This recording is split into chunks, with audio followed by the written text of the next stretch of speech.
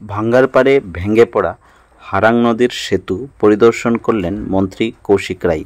বৃহস্পতিবার বড়খলা বিধানসভার ভাঙ্গারপাড়ের হারাং নদীর উপর ভেঙে পড়া সেতুটি পরিদর্শনে আসেন মন্ত্রী কৌশিক রায়। এদিন ওনার সাথে উপস্থিত ছিলেন রাজ্যসভার সাংসদ কনাদ পুরকায়স্থ, কাছাড়ের জেলা উপায়ুক্ত Mridul Yadav, police super Nomal Mahata, NHIDCL এর আধিকারিক সহ পূর্ত বিভাগের অন্যান্য কর্মীরা।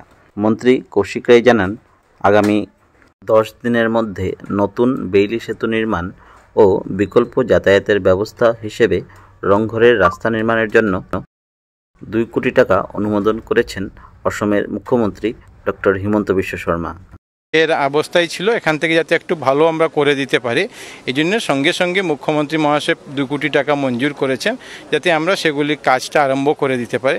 যাতে ব্ল্যাক টপিং করে বৃষ্টির মধ্যে সম্ভব হবে না, কিন্তু জিএসবি দিয়ে অন্তত যাতে ফেভার ব্লক করে আমরা যাতে সেগুলিকে সুন্দর করে দিতে পারি, যাতে মানুষের কোনো অসুবিধা না হয়, অ্যাম্বুলেন্স থেকে শুরু করে।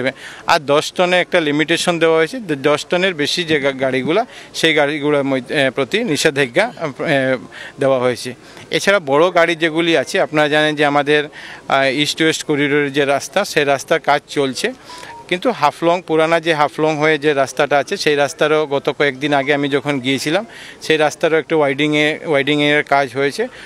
আমি যেদিন গিয়েছিলাম, আজকে থেকে 4 তারিখে আমি যখন ভিজিট করেছি, তখন আমরা ঠিক করেছিলাম যে 9টি পয়েন্ট ওয়াইডেনিংয়ের প্রয়োজন আছে। 9টির মধ্যে প্রায় 8টার কাজ শেষ হয়েছে, ওয়াইডেনিং করা হয়েছে, এবং আমি আশা করি বড় যেগুলো গাড়ি, যেগুলি অত্যাবশ্যকীয় সামগ্রী নিয়ে আসা প্রয়োজন আছে, সেই গাড়িগুলো আসতে আজকে দিনে কোনো অসুবিধা হবে না।